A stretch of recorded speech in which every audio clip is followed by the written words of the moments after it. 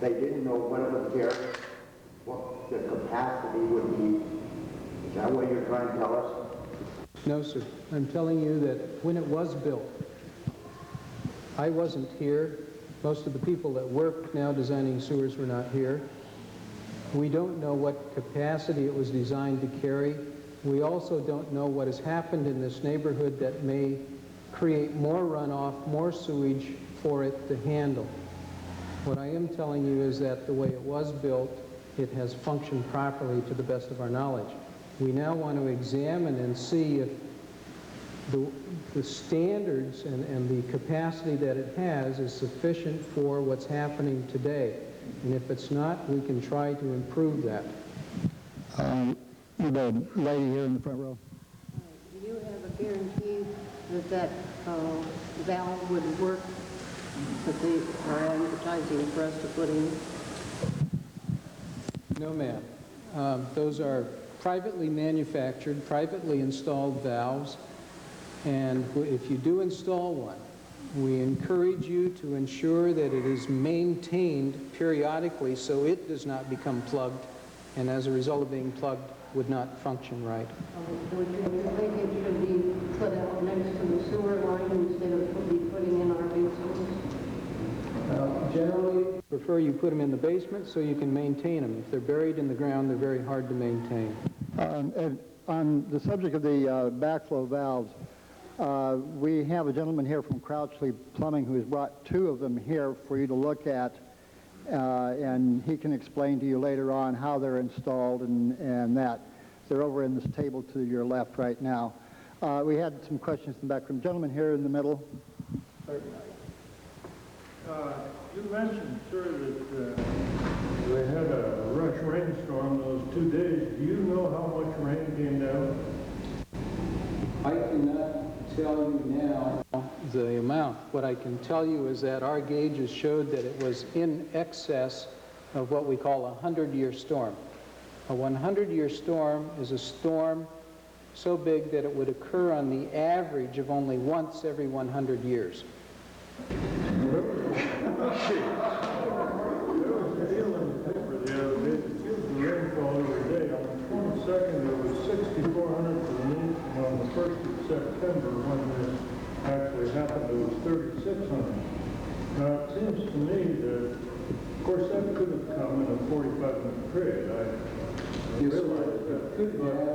I also think we need to realize that these storms sometimes are very small in area. And I don't know where those records were taken. The records I'm referring, pardon, at the airport. And the records I'm referring to are at our sewage treatment plant and just across the Willamette in northwest Portland. Okay, one more thing. Last Friday afternoon, one of the big trucks came out to vacuum something, and this was on account of Debbie's persistence. Mike and Debbie and I had measured this depth of this sump approximately a week or 10 days prior to that, and it was 12.5 feet deep.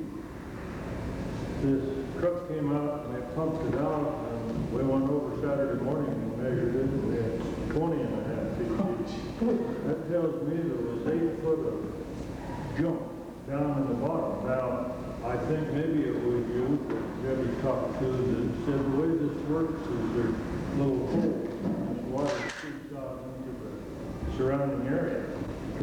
We had never seen those holes in that sump until last Saturday morning, and they struck down apparently lower than 12 feet, but there are a lot of holes, and it appears to me that you're not going to get 8 feet of junk at the bottom of that sump, and it's going to have to be quite a long period. So apparently these things have not been cleaned as regularly as we've been led to think. Can you give me the location of that? Pardon?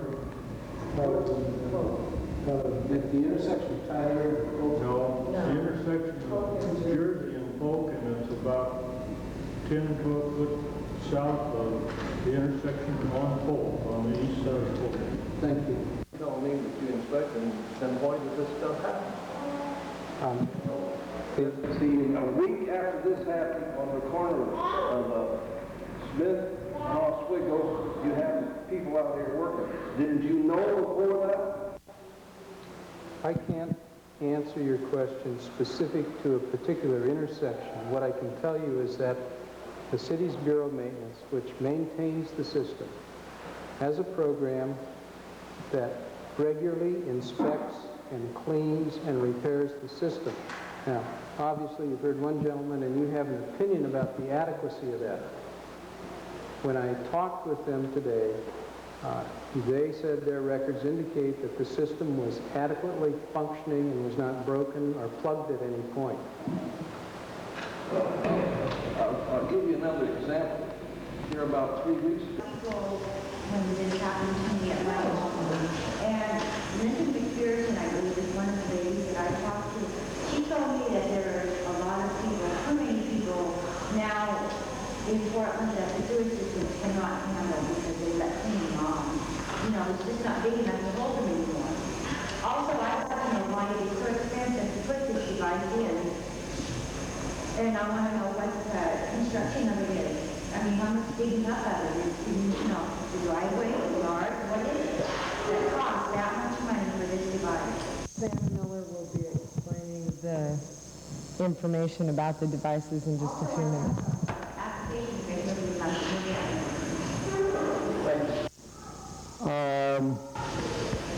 I'd like to know exactly what does this management pay for?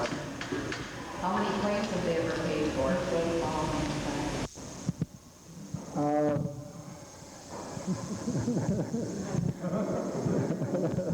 Can I answer your question with respect to the sewer system, which I have some responsibility for? Risk management pays for damages that are caused by the sewer system when it does not function as it was intended to by the city. And the city makes those decisions through city council decisions and design decisions. It seems to me that the decisions they've made are totally in their favor because the drains did not function as they were supposed to because of improper upkeep. So it now comes into all of our homes, and our insurance doesn't cover it, and neither does the city. And it just seems like it's just like a, I don't know what to call it. Everybody's saying, well, God, it's not our problem. You know, it really isn't right. Well, And I think if the city would have maintained the sewers the way they were supposed to, this would have never happened. And it's their problem, and we should take care of all these people. what I would encourage you to do is recognize there's a couple facets to this. One is that there is a responsibility for the city to maintain and keep repaired the systems it has. That is a different responsibility than making decisions about how big to build them. Once those decisions are made about how big to build the system, then that basically is the responsibility of the city to see that they function at that size and that capacity. And the liability then lies with the city's responsibility to make sure that they're maintained and operate at that size and capacity. The size they're built is often dependent upon how much money we care to put into a system. And again, I'm going to say something at risk of insulting you, and I don't intend to do so, but to try and allow you to understand. My wife and I recently bought a new appliance, the VCR.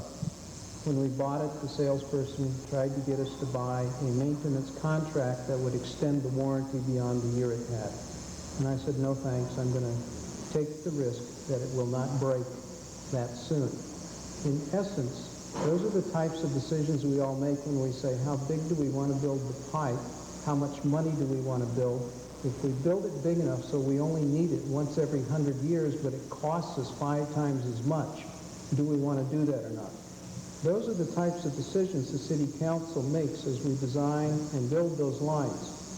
Once they make those decisions, their responsibility is to maintain and keep that system operating as they decided to do it. And I don't want to blame council if it's a blame. Those decisions are made by people like myself and the engineers, and the councils finally approve them through budgets and programs. I just feel that they have been maintained, none of this is happening. And so I think the city should provide it. Gentleman here, the second row. Can I ask a question of Commissioner Patrick? Are you open for questions? Okay.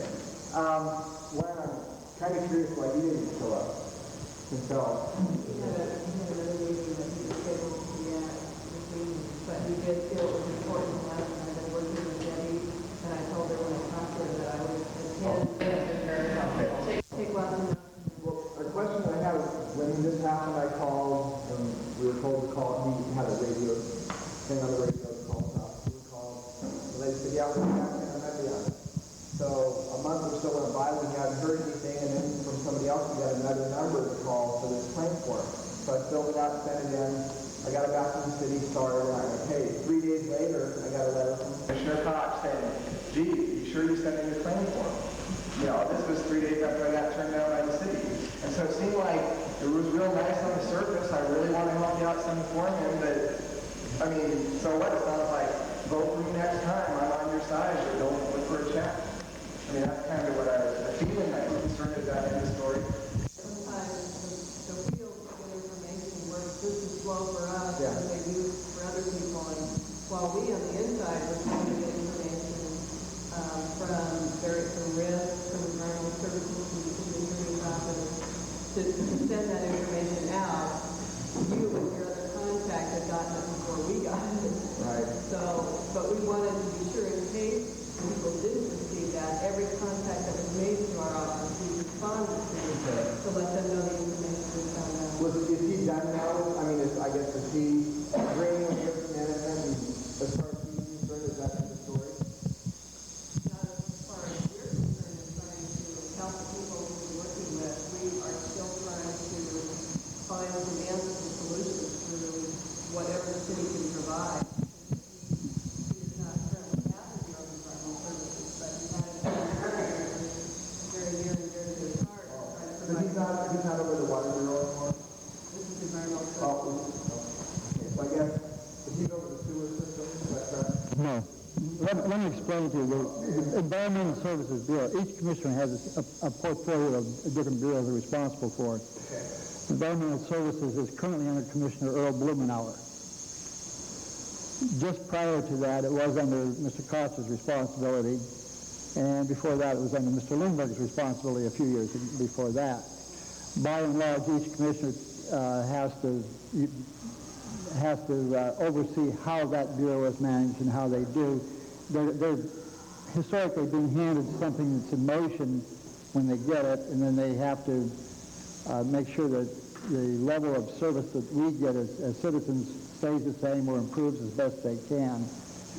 It's one of the quirks of Portland city government that makes us different from other cities in the country. Is doing this to be nice, I mean, is Blumenauer not doing anything? I mean, is he actually over the bureau then? Is that the person we should have talked to? Well, I would probably direct that back to Mr. Lang, who's been his boss. But I would, all of the city council members are responsible for services for everybody. And if there's a way that we can help people get service, we don't hang up the phone. Right, no, I understand. Well, he seemed like he went on the radio and said call him, but I guess maybe I was chewing on the wrong person. I mean, maybe, maybe likes to help. Yeah, maybe he went out where he didn't have to, but, There's a gentleman back here. My brother assumed the city doesn't think they're liable for this damage, just encourage to fill claims out when they're not going to honor them.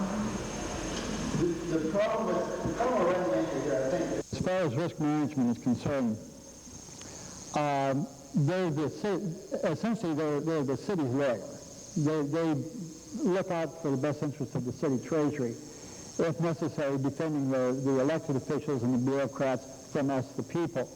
They try to resolve damaged claims as best they can, and as can happen, when somebody comes in and says, you owe me $2,500 for what happened to my basement, the initial reaction is to claim that we're not responsible. That's a normal reaction, is to stand back. One of the problems that I think everybody here has had in dealing with this is that the scope of this problem hasn't been clear to the city itself. And in both in its breadth and its detail. Mr. Lang here doesn't know specifically where everybody in this room lives. He doesn't know where every incident of flooding occurred. And one of the things that we hope for is be able to find if there is a common pattern, a common denominator, people on the same main trunk lines. If this happened to them, is there some possibility here that it's a case of a system breakdown where somebody forgot to clean a storm drain down by the sewer and it backed up all the way into St. John's? We don't know that yet.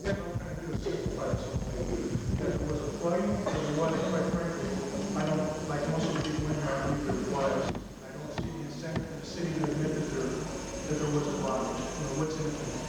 Second of all, I think it's that's why. If they're not going to honor these plans, why are we supposed to fill them up? And also, are they going to wait until all these plans come in and see how much it is and then determine whether they're going to pay it or not? I mean, either you're going to pay for it or you're not. Well, number one, by filling out the forms, this is a legal process of showing the city that you were affected. It's better than a phone call. This way, at least you are on city record as being affected by this. This way, the information gets passed along so that work can be done in specific areas. We can label areas. This is one reason why we're asking for names and addresses, so we can pinpoint exact areas of where it got hit and what lines may have been at fault. How do we determine these amounts for the claim? I mean, there's how do you put value on them? Years and years of textbooks, clothes, all kinds of appliances, things that were damaged. How do you say The best thing that I can tell you is I had things damaged that are irreplaceable myself. And the best thing that you can do is just put what you value this piece of property at.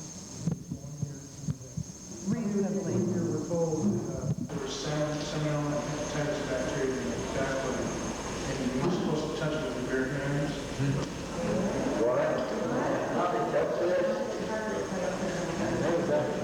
How many people had been told by cleanups or people that you had talked to that the sewage water that you were affected by had germs of hepatitis and other things in it? How many people were warned about this possibility? Other than by our phone call, I would say by the city.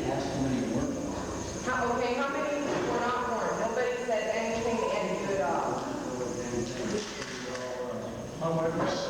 Have you also been told that if you have cement floors